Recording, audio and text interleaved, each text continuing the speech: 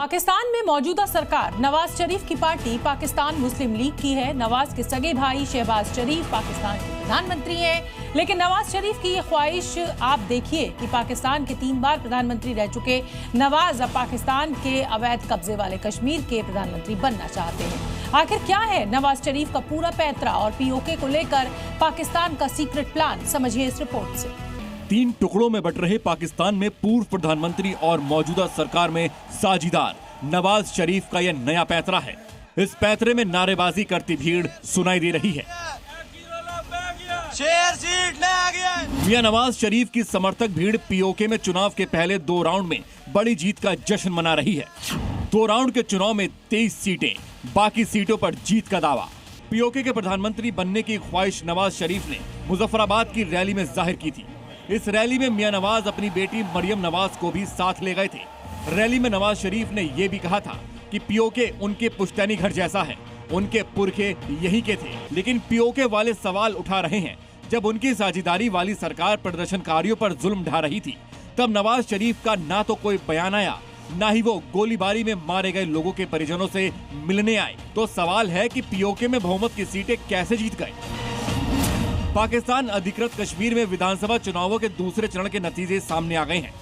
इनमें शहबाज शरीफ की पार्टी पाकिस्तान मुस्लिम लीग नवाज ने 18 में से 14 सीटों पर बड़ी जीत हासिल की है। इस जीत के साथ ही PMLN वहां अपनी सरकार बनाने की स्थिति में पहुंच गई है। वहीं दूसरी ओर बिलावल भुट्टो की पाकिस्तान पीपल्स पार्टी को सिर्फ 4 सीटों पर ही जीत मिली है। पहले चरण में PMLN ने 13 में से 9 सीटें जीती थी।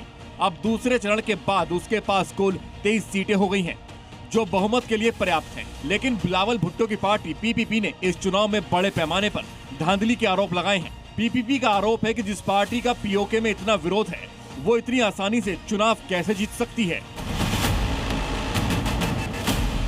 ये सवाल लाजमी भी है, क्योंकि नवाज और शहबाज की पाकिस्तान मुस्लिम लीग सरकार में बड़ी पार्टी है और पीओके में जो गुस्सा भड़का, उस पर सेना ने जो जुल्म किया, उसके लिए जिम्मेदार नवाज शहबाज की ही सरकार है।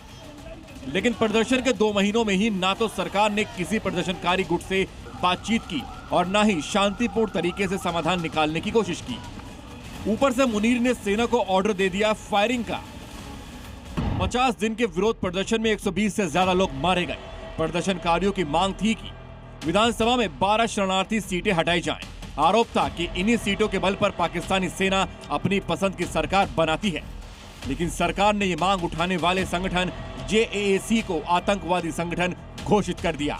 एमनेस्टी इंटरनेशनल, पाकिस्तान मानवाधिकार आयोग पीओके में हिंसा पर चिंता जताई गई। हिंसा के साथ इंटरनेट और विदेशी अखबारों की वेबसाइट पूरे पीओके में बैन है। इसके बावजूद पाकिस्तान सरकार पीओके में सेना के जुल्म और 100 से ज्यादा लोगों के मारे जाने की बात कबूल नहीं रही है। पाकिस्तान सरकार ने प्रदर्शनकारियों की मौत के दावों को खारिज करते हुए कहा है कि विरोध प्रदर्शनों में प्रतिबंधित संगठन तहरीक-ए-तालिबान पाकिस्तान के लोग भी शामिल हैं। उनके खिलाफ कार्रवाई जारी रहेगी। अब सभी की नजर 10 अगस्त को होने वाले चुनाव के तीसरे और अंतिम चरण पर है। हालांकि 2 चरणों में नतीजों के बाद PMLN की सरकार बनना लगभग तय माना जा रहा है। लेकिन नवाज क्या PM बनकर पीओके में सुलग रहा आक्रोश शांत कर देंगे? मुर्दाबाद, मुर्दाबाद, मुर्दाबाद।